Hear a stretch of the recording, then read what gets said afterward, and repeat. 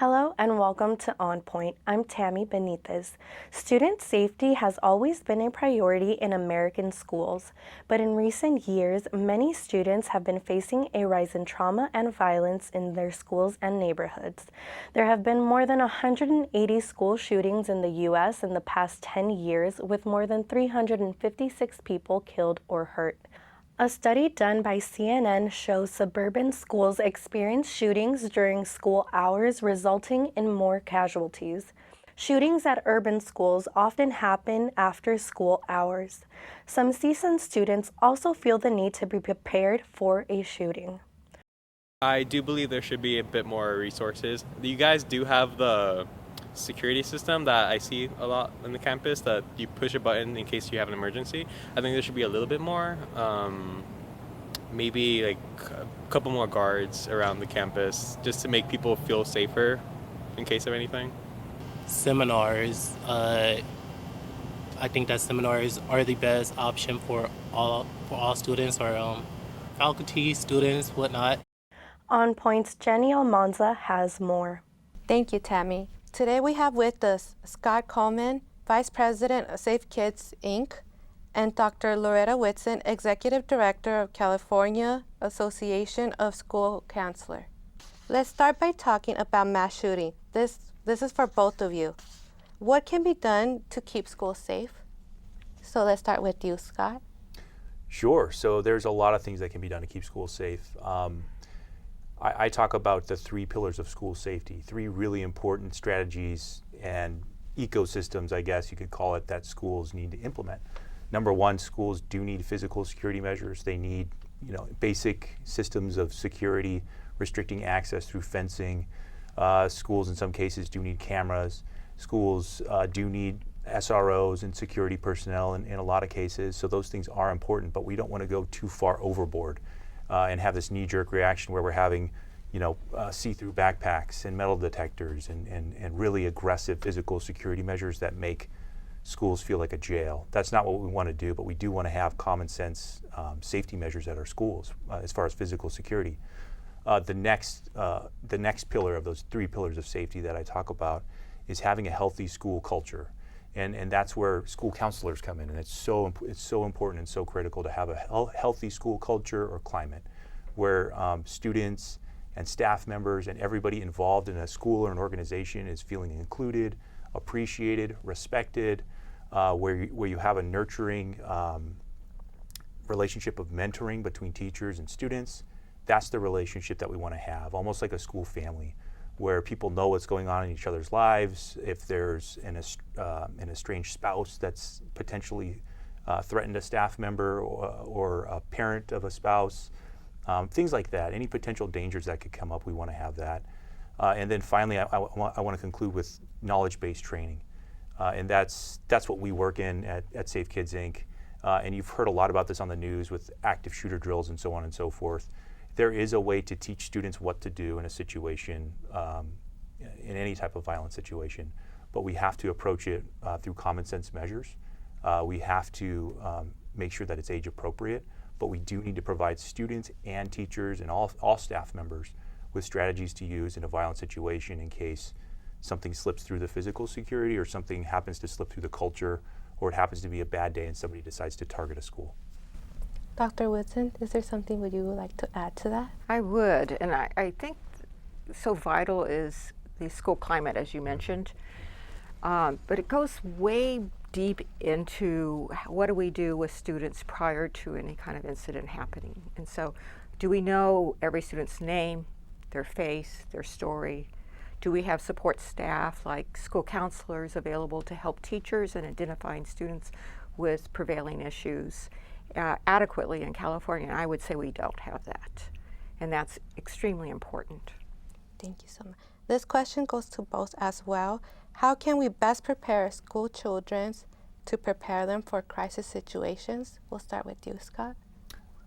Sure. So that's what we specialize in, and that's what I left law enforcement to focus on, is equipping students with age-appropriate resources to deal with violence.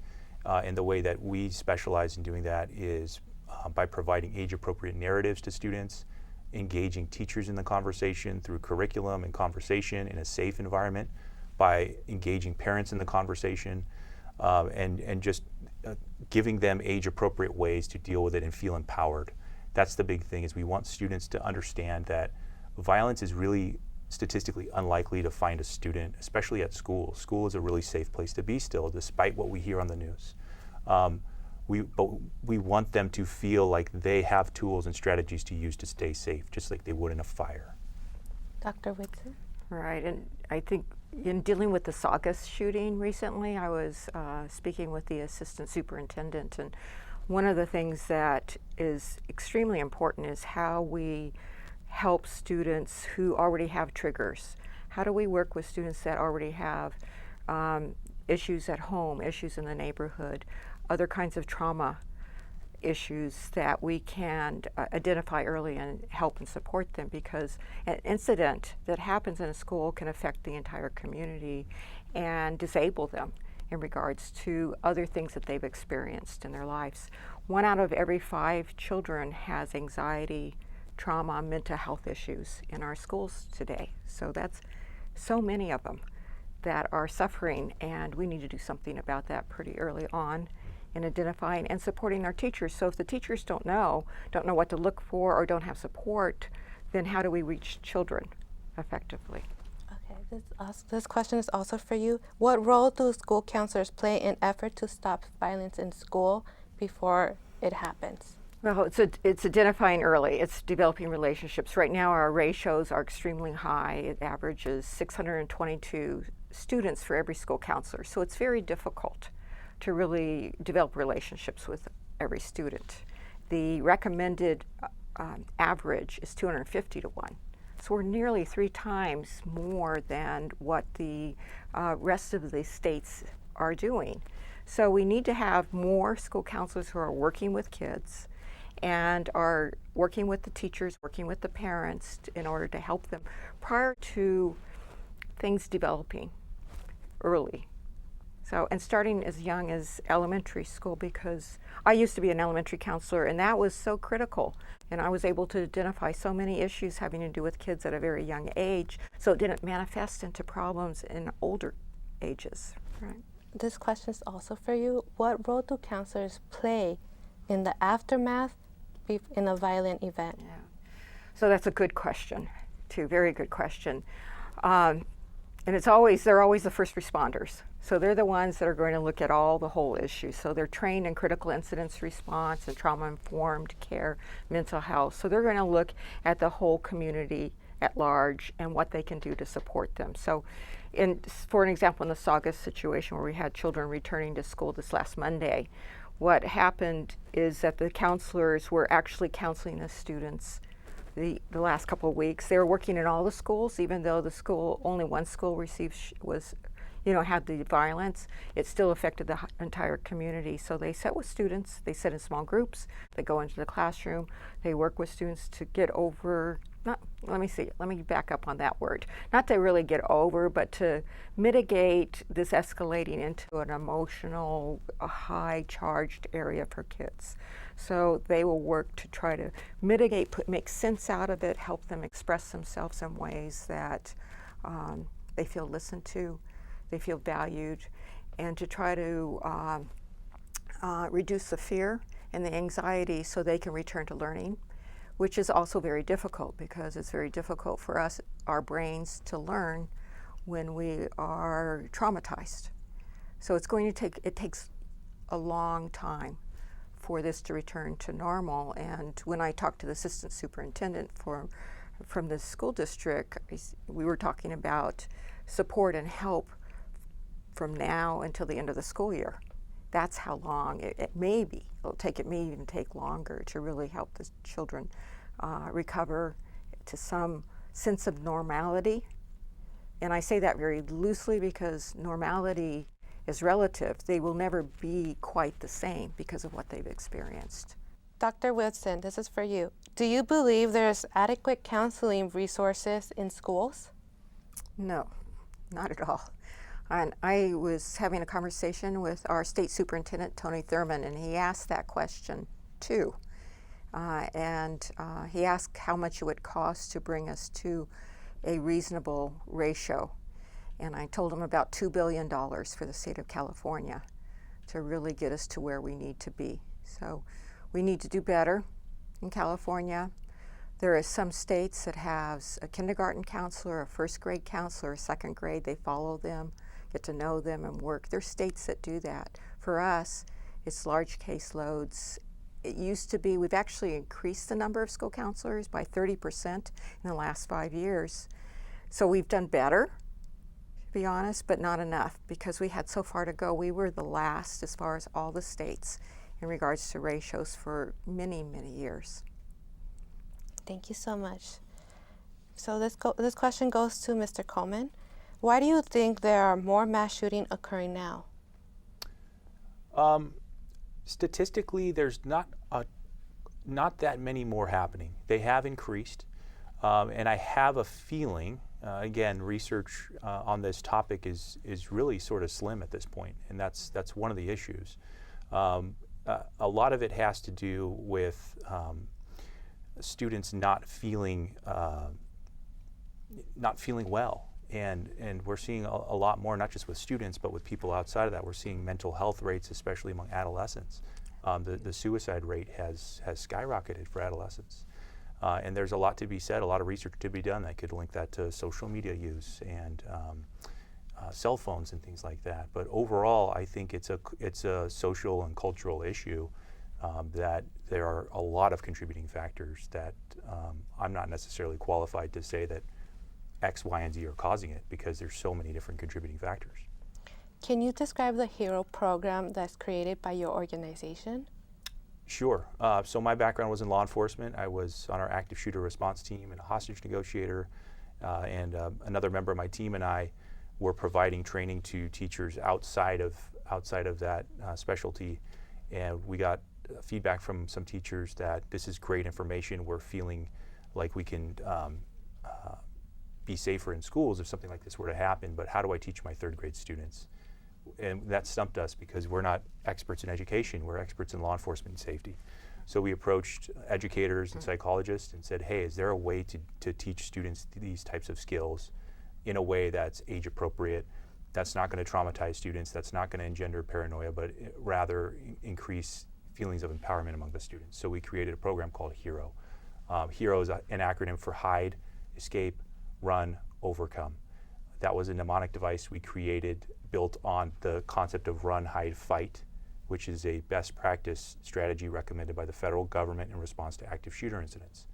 But run, hide, fight is a model that was created for adults, not for students, not for education environments. So HERO, Hide, Escape, Run, Overcome is specifically created for students in the education environment. We don't want to tell students to fight. We would rather tell them to overcome, both physically and mentally in the aftermath as they're dealing with trauma. This question goes to both. So how do you feel about active shooting drills in schools? Do you believe it's harmful or helpful to children? We'll start with you, Scott. I believe it can be extremely harmful, and I believe it can be extremely helpful. And it's all in the matter in which the drills are delivered. I like to put it this way. When we board an airplane to travel, when we're receiving the safety briefing from flight attendants, they don't show us videos of planes catching on fire and crashing into the ocean, right? And that's because they don't want to scare the passengers. There would be no point in doing that, and it's statistically very unlikely to happen.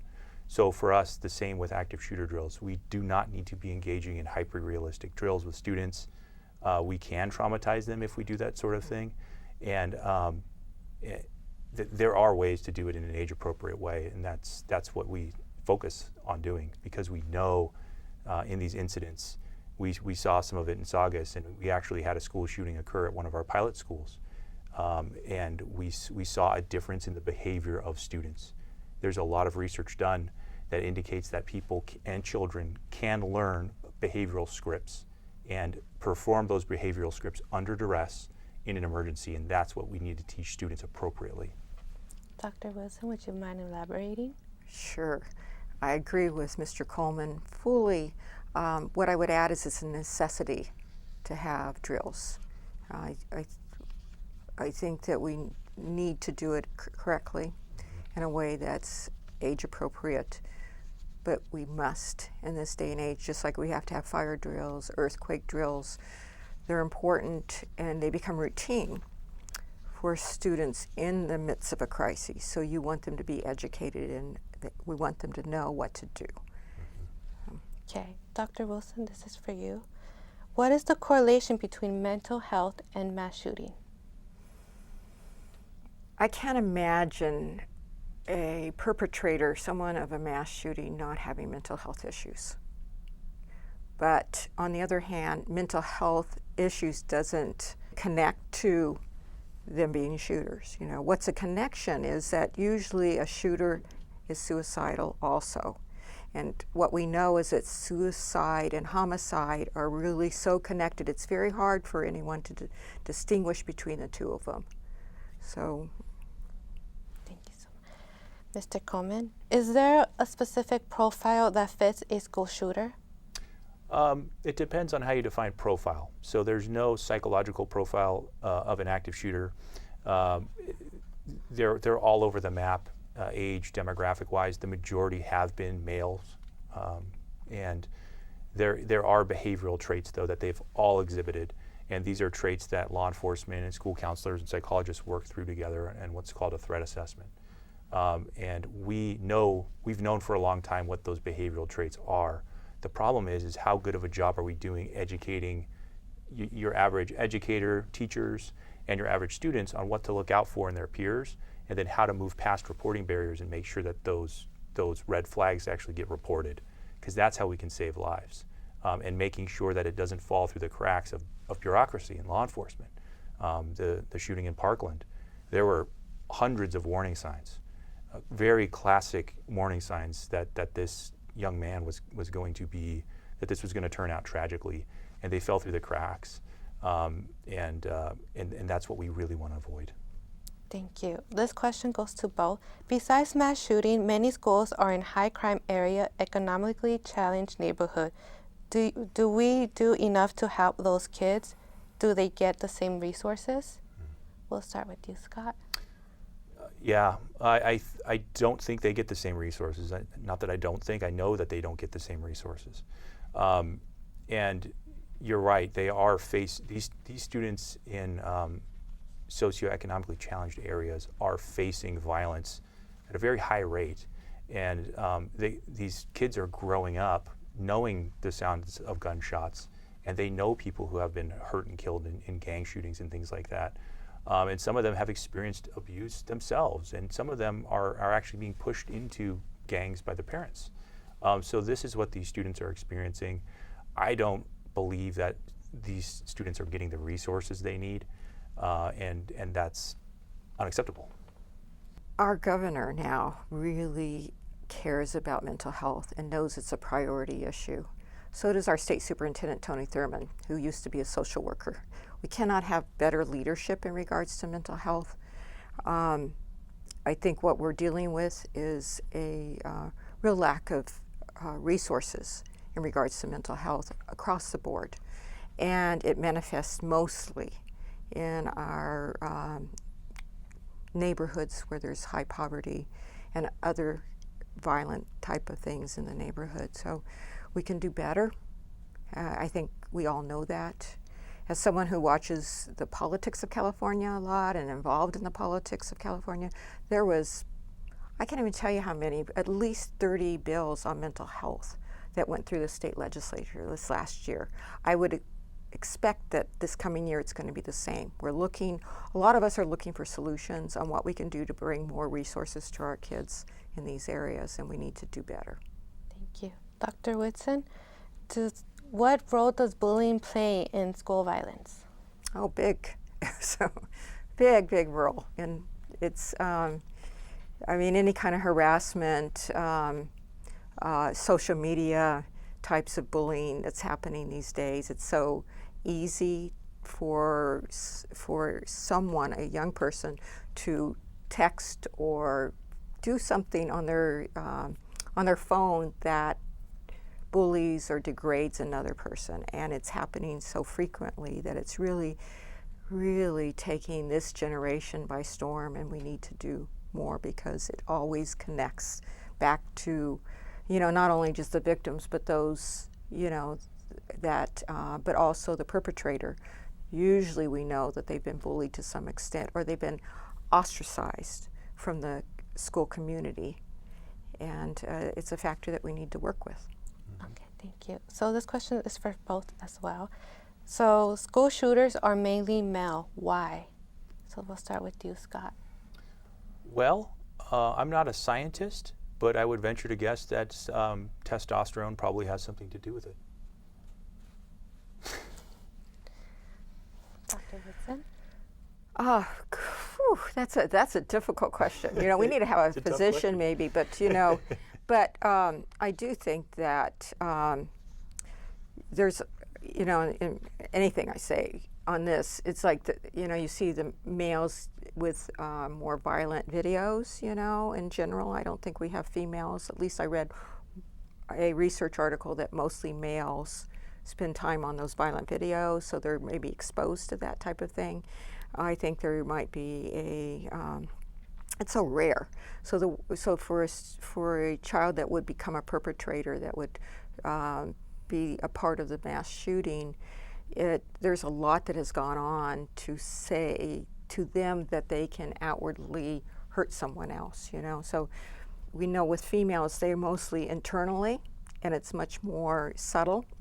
It's much more their words and the ostracization and that. And we know that actually more young females are more depressed and more tied into their social media and wanting to be liked quite a bit. So they have a lot of depression around it, but it becomes more internal focused rather than externally focused.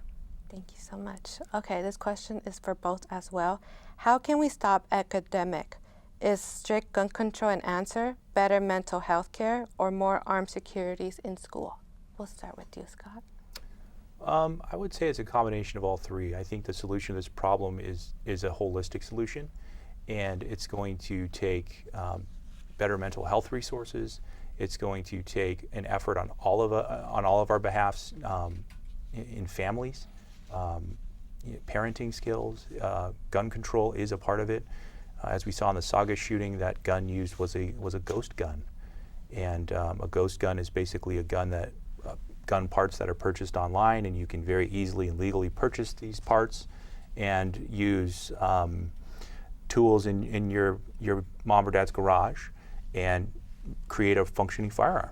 And that's, to me, is frightening, and that shouldn't be able to happen. So we do need common sense gun laws, but more than that, this is a cultural problem, and these are people who are hurting, and they are transmitting their hurt to other people through violence, and it has to be a holistic solution. Thank you. Dr. Whitson? So what Mr. Coleman said, he started off by saying it's a balanced approach, and it is. And what I can add to it is that we have over 400,000 students in California that has an armed police officer but no counselor in their schools. So we don't have a balanced approach in regards to how we deal with this issue at this time. Okay, thank you. Okay, this question goes to both. How important is it for school counselors and law enforcement agencies to work together to address this issue? Scott? From a law enforcement standpoint, it's absolutely critical. Law enforcement has a skill set that's their expertise. Counselors, psychologists have a skill set, and that's their expertise. They have to work together to identify these problems before it turns into a crisis. And the way that typically plays out in a school is concerns are brought to law enforcement through whether it's a threat or some type of statement that a student made or a social media post, and then law enforcement is supposed to work with the school counselors through a threat assessment to see what level of threat this particular student poses. So one can't do it without the other. They have to do it together. Okay, Dr. Whitson? It is a partnership. It must be a partnership. And each entity doesn't replace each other. So law enforcement has their place in regards to crime and prevention, and school counselors has their place in looking for resources and being sort of that first responder, the ones that's going to really gather all the resources to help a student or help after a situation or to work together with the community. Thank you. That's all the time we have. Thank you for joining me. Thank you for having us. When I was in foster care, I never knew when I would have to move, so I always had my suitcase ready to go. Then one day, I was adopted. My new parents opened their hearts and home to me. My parents cook my favorite breakfast for me every morning. My parents take me on trips I never thought I would go on. They gave me a home and an even better reason to use that suitcase. My parents aren't perfect, but they're perfect for me.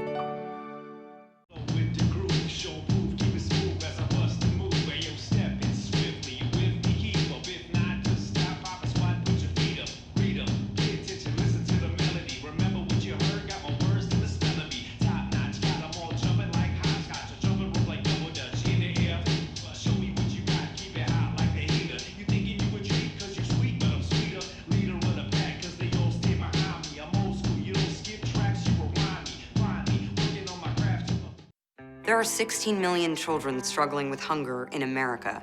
That's 1 in 5 daughters, sons, neighbors, and classmates who don't know where their next meal is coming from. Yet billions of pounds of good food go to waste every year. It's time we do something about it. Feeding America is a nationwide network of food banks that helps provide meals to millions of kids and families in need. Visit feedingamerica.org to help them feed even more. Together, we can solve hunger. Together, we're feeding America.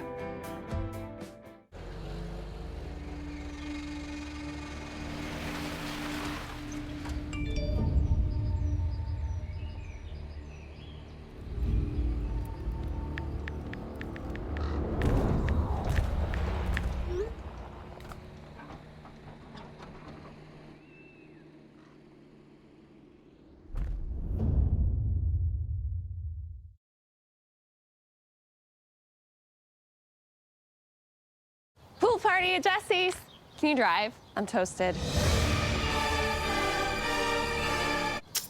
Nope, I'm high. But I can order us a ride. Okay. Friendly reminder, don't drive high. If you feel different, you drive different.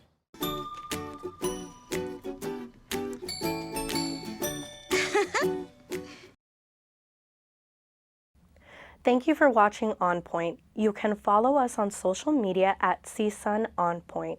You can hear us on KCSN 88.5 FM on Sunday mornings at 5:30. You can watch us on Santa Clarita Valley Television on Sundays at 5 and on LA 36 at 4 o'clock on Thursday afternoon. For On Point, I'm Tammy Benitez.